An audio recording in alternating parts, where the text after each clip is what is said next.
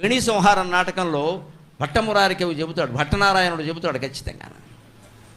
ఏమిటి గ్రహాలు? గ్రహాణం చరితం స్వప్నం నిమిత్తాని ఉపయాచితం ఫలంతి కాకతాళీయం తేభ్య ప్రాజ్ఞోన బిభ్యతి. గ్రహస్థితి గురించి చెప్పే మాటలు కానీ, ఆ దశ ఈ దశ అనేవి కానీ, స్వప్నం కలలు కానీ, నిమిత్తాని శకునాలు రావడాలు కానీ, ఉపయాచితం మొక్కుకున్నవి జరగడాలు కానీ, ఫలంతి కాకతాళీయం కాకతాళీయంగా జరుగుతాయి, అంటే యాదృచ్ఛికంగా జరుగుతాయి, అంటే యాక్సిడెంటల్లీ ఇట్ హ్యాపెన్స్. దాని గురించి అంత దృష్టి పెట్ట. కాకతాళీయం అనే మాట అర్థమైతే తెలుస్తుంది. కాక అంటే కాకి, తాళం అంటే తాడి చెట్టు, తాడి చెట్టు మీద కాకి వాలిందిట, వెంటనే తాడిపండు కింద రాలిందిట. ఈ వెర్రిమొహం ఏమనుకుంది, నేను గరుత్మంతుడు అంత బలవంతుడు, అందుకే నేను వాలగానే అది రాలింది అనుకుంటాడు. పిచ్చి ముఖం, అది వాలగానే రాలేదు, ఇది రాలేటప్పుడు అది వాలింది, అది తేడా.